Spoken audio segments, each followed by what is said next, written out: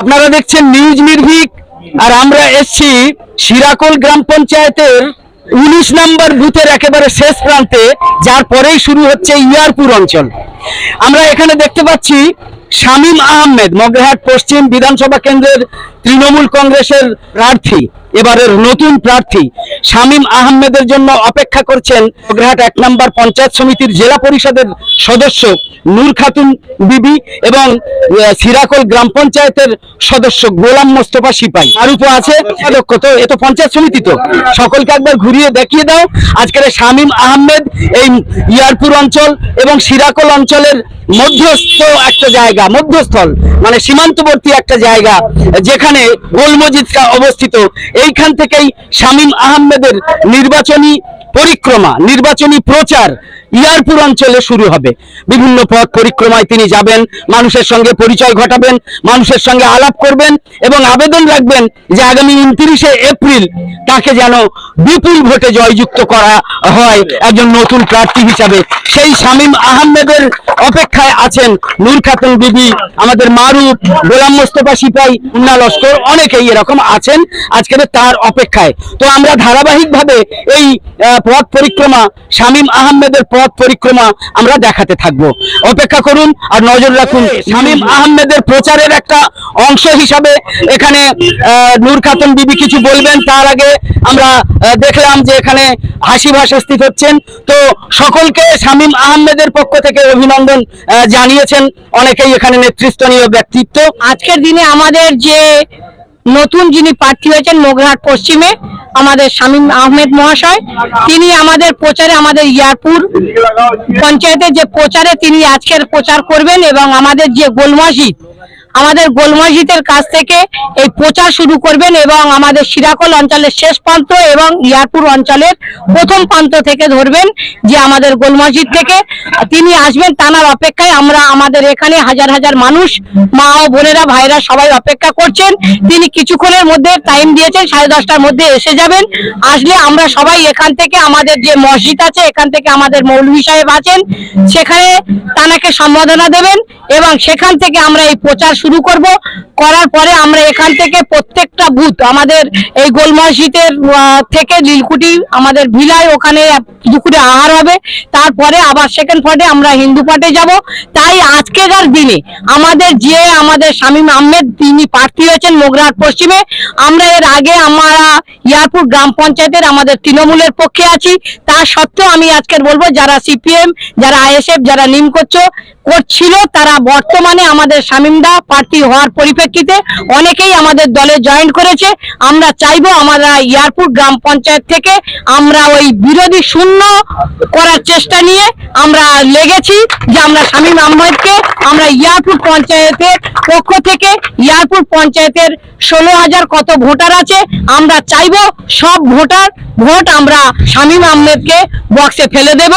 এই বলে আমার সংক্ষিপ্ত বক্তব্য শেষ করছি। এবারে আমাদের মগরাহাট 1 নম্বর পঞ্চায়েত সমিতির কর্মাধ্যক্ষ মারুফ লস্কর, তিনি কিছু বলবেন।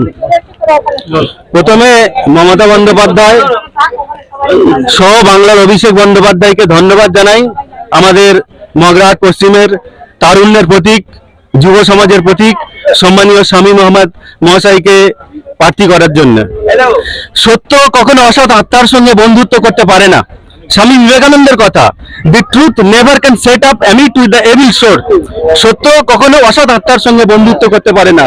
অর্থাৎ সত্য, ন্যায় নিষ্ঠর প্রতীক মমতা বন্দ্যোপাধ্যায় আবার চতুর্থবারের জন্য মুখ্যমন্ত্রী হচ্ছে, এটাই আপনাদের কাছে আশা রাখি এবং মামাটি মানুষকে ধন্যবাদ জানাই। আজকের এই ইয়ারপুর অঞ্চলের পরিক্রমা, এই পরিক্রমা অত্যন্ত সুন্দর এবং সুগম হবে আশা করছি।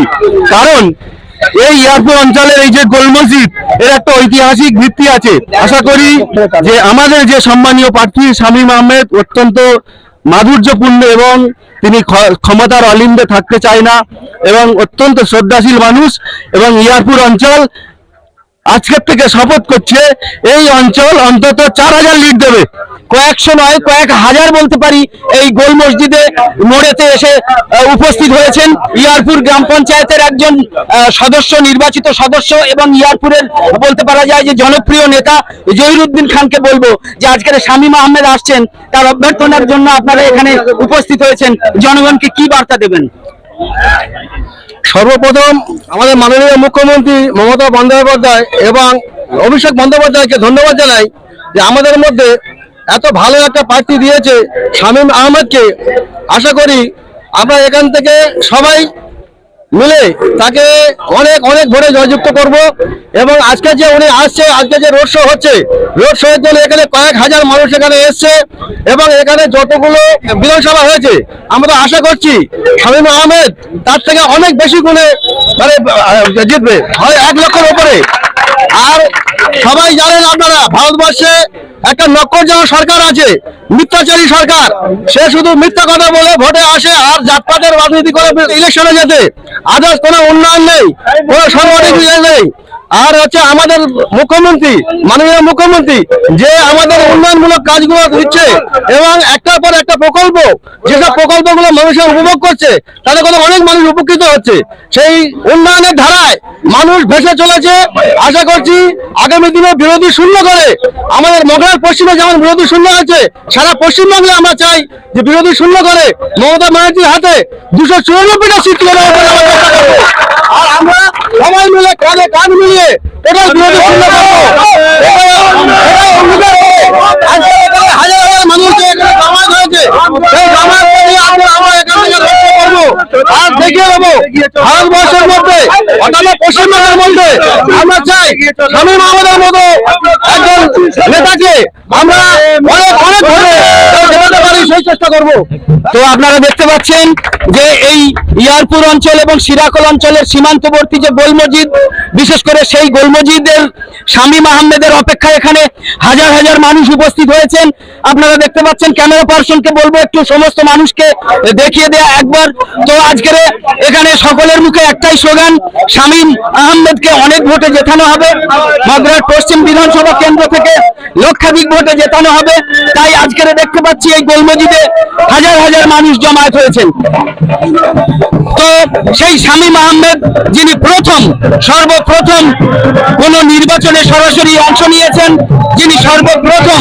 যিনি সরাসরি মগরাট পশ্চিম বিধানসভা কেন্দ্রে নির্বাচনে প্রার্থী হয়েছেন এবং সেই প্রার্থী যিনি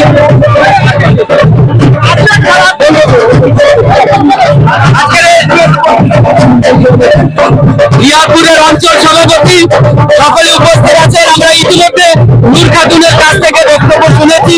আমরা শুধু জনগণকে দেখিয়ে দিতে চাই যে কিভাবে আজকে শামীম আহমেদকে অভ্যর্থনা জানানোর জন্য যে হাজার হাজার মানুষ আজকের গোল মসজিদে অবস্থান করছেন শামীম আহমেদকে অভ্যর্থনা জানানোর জন্য। শামীম আহমেদ যিনি মগরাট পশ্চিম বিধানসভা কেন্দ্রের তৃণমূলের প্রার্থী হয়েছেন, মমতা বন্দ্যোপাধ্যায়ের স্নেহধন্য এবং অভিষেক বন্দ্যোপাধ্যায়ের আশীর্বাদ ধন্য সেই শামীম আহমেদ যিনি আজকের ইয়ারপুর এলাকা পথ পরিক্রমা করবেন, এই গোল মসজিদের থেকে শুরু করবেন। সেই গোল মসজিদে তাকে অভ্যর্থনা জানানোর জন্য আজকে কয়েক হাজার মানুষ এবং নেতৃত্ব সহ প্রধান সহ ইয়ারপুরের প্রধান, গ্রাম পঞ্চায়েতের সদস্য, ইয়ারপুরের জেলা পরিষদের সদস্য, ইয়ারপুরের পঞ্চায়েত সমিতির সদস্য তারা আজকে এসে উপস্থিত হয়েছেন। তো আজকে শামীম আহমেদের অপেক্ষায় রয়েছেন হাজার হাজার মানুষ এই গোল মসজিদে। এখান থেকেই শুরু হবে তার পথ পরিক্রমা। ইয়ারপুর অঞ্চল পরিক্রমা করবেন মগরাহাট পশ্চিম বিধানসভা কেন্দ্রের তৃণমূল কংগ্রেসের প্রার্থী তরুণ তুর্কি শামীম আহমেদ। ইয়ারপুর অঞ্চল এবং শিরাকল অঞ্চলের একেবারে সীমান্ত অঞ্চল বলা যায় গোল মসজিদ, যেখান থেকে এই শামীম আহমেদের পরিক্রমা শুরু হবে, প্রসেশন শুরু হবে, রোড শো শুরু হবে। সেই রোড শো শুরু যেখান থেকে হবে সেই গোল মসজিদে আপনারা দেখতে পাচ্ছেন যে হাজার হাজার মানুষ তাকে অভ্যর্থনা জানানোর জন্য, তার সঙ্গে প্রসেশন করার জন্য দাঁড়িয়ে আছেন। আমরা পেয়ে গেছি ইয়ারপুর অঞ্চলের প্রধান মাননীয়া মৌ মুখার্জিকে পেয়ে গেছি, তিনি কিছু বলবেন এবং আমরা কিছু জিজ্ঞেস করব। মৌ মুখার্জি, আপনি ইয়ারপুর অঞ্চলের প্রধান, আপনি সঙ্গী পেয়েছেন একদম দক্ষ একজন প্রশাসক নূর খাতুন মোল্লাকে, নূর খাতুন বিবিকে।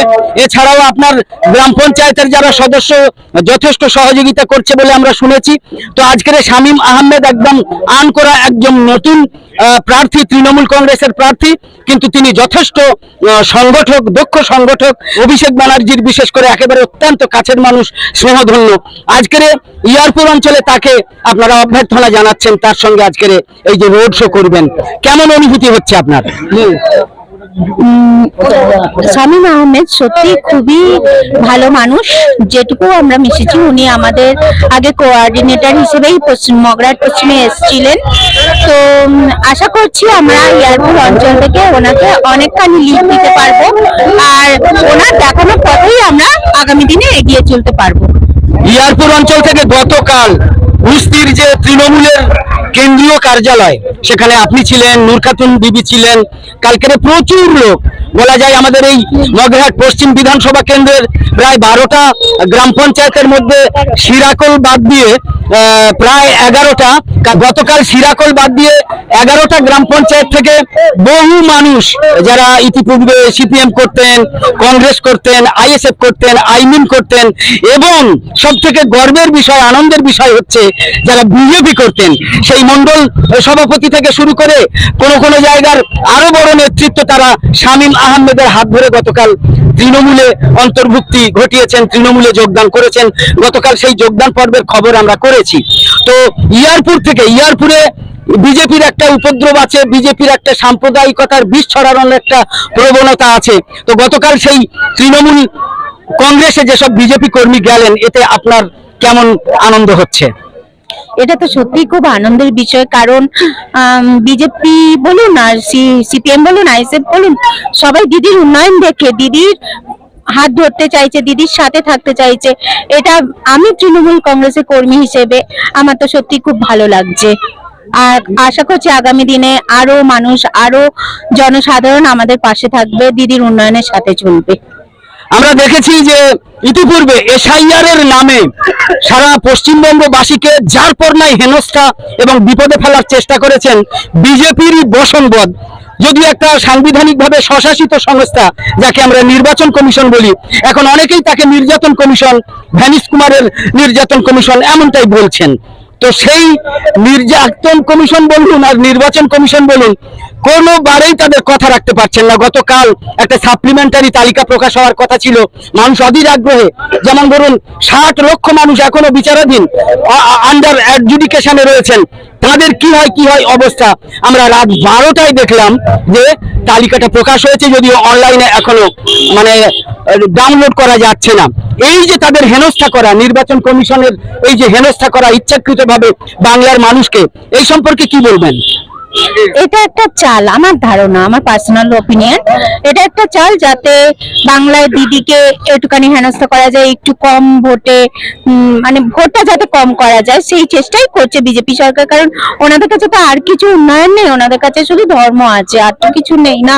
তাই ওরা চেষ্টা করছে কিভাবে বাংলাটাকে দখল করা যায়, সেই চেষ্টার একটা ফলশ্রুতি হিসেবে ওরা এটা করছে যে এসআইআর করে হোক বা যেভাবে হোক বাংলার মানুষকে নানাভাবে হেনস্থা করছে। শামীম আহমেদকে কত মার্জিনে জেতাবেন নিকটতম প্রতিদ্বন্দ্বীর কাছ থেকে? 1 লক্ষ ভোট আশা করছি। মোটামুটি আমরা যে আজকের এই গোল মসজিদ থেকে আমরা আমাদের শামীম আহমেদ মহাশয়, তিনি প্রার্থী হয়েছেন আমাদের এমএলএ সাহেব হিসাবে। আমরা তো আগে থেকে ভেবে রেখেছি যে শামীম আহমেদ এমএলএ হয়ে গেছেন, তবুও আজকের যে আমরা এলাকায় আমরা যে প্রচার শুরু করছি, এই গোল মসজিদ থেকে প্রথম শুরু করছি ইয়ারপুর গ্রাম পঞ্চায়েতের জন্য, আর আমাদের পাশে শিরাকল অঞ্চলের শেষ আর ইয়ারপুর অঞ্চলের শুরু। তাই আজকের দিনে আমরা যে এখানে আছে হাজার হাজার মানুষ দাঁড়িয়ে আছে, মা বোনেরা, দিদি ভাইয়েরা, তারা আছে শুধুমাত্র শামীম আহমেদ মহাশয়কে দেখার জন্য, শুধুমাত্র দেখার জন্য, এই না যে ভোটের জন্য। মামাটি সরকার যা কিছু করেছে আমাদের মা বোনেদের জন্য, সর্বোপরি মহিলাদের জন্য যেগুলো প্রকল্প করেছে, আমাদের মহিলারা যথেষ্ট গর্জে উঠেছে। আমরা মামাটি সরকারের চতুর্থবারের মতো আমরা আবার মুখ্যমন্ত্রী হিসাবে দেখতে চাইবো এবং আমাদের শামীম আহমেদ মহাশয়কে আমরা মগরাহাট পশ্চিমের পক্ষ থেকে ইয়ারপুর গ্রাম পঞ্চায়েতের পক্ষ থেকে আমরা 1 লক্ষ ভোটের বেশি ব্যবধানে তাকে লিড দিয়ে আমরা বাংলার মুখ্যমন্ত্রী মমতা ব্যানার্জি, বাংলার যুবরাজ অভিষেক ব্যানার্জির কাছে পাঠিয়ে আমরা মন্ত্রিত্ব দাবি নেব, এই আশা আকাঙ্ক্ষা রেখে আমার সংক্ষিপ্ত বক্তব্য এখানে শেষ করলাম।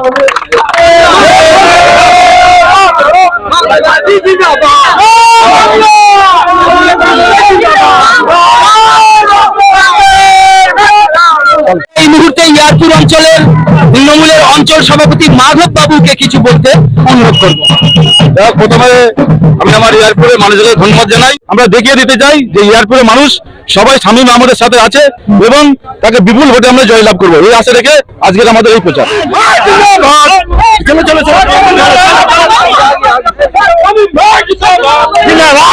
আপনারা দেখতে পাচ্ছেন মগরাহাট পশ্চিম বিধানসভা কেন্দ্রের প্রার্থী শামীম আহমেদ এসে গিয়েছেন। তো সেই শামীম আহমেদ যার জন্য, যাকে অভ্যর্থনা জানানোর জন্য হাজার হাজার মানুষ গোলমজিদে উপস্থিত হয়েছেন। আমরা দেখছি কয়েক ঘন্টা যাবত শামীম আহমেদের জন্য হাজার হাজার মানুষ উপস্থিত হয়ে আছেন। আপনার জন্য হাজার হাজার মানুষ উপস্থিত, কি বলবেন জনগণকে?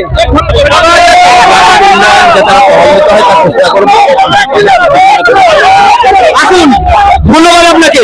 বলুন।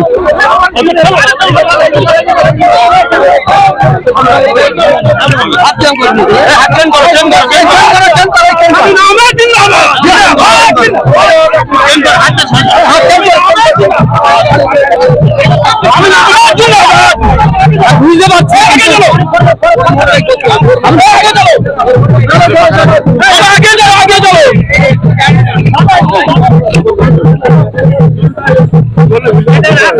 বললে তবে তো সাইডে পথ লিখতে দেবো।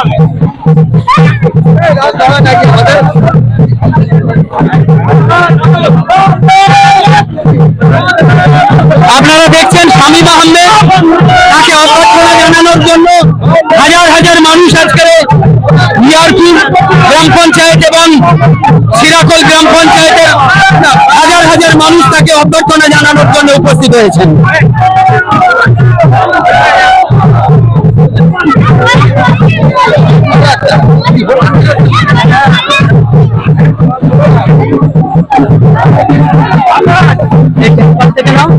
দেখতে পাচ্ছেন যে আজকের হাজার হাজার মানুষ শামীম আহমেদের জন্য অপেক্ষারত থাকা অবস্থায় শামীম আহমেদকে পেয়ে, তৃণমূল কংগ্রেসের প্রার্থী শামীম আহমেদকে পেয়ে তারা উচ্ছ্বাসে, একেবারে উঠবেলে বাঁধভাঙা উচ্ছ্বাসে তারা আজকের হারিয়ে যেতে চাইছেন।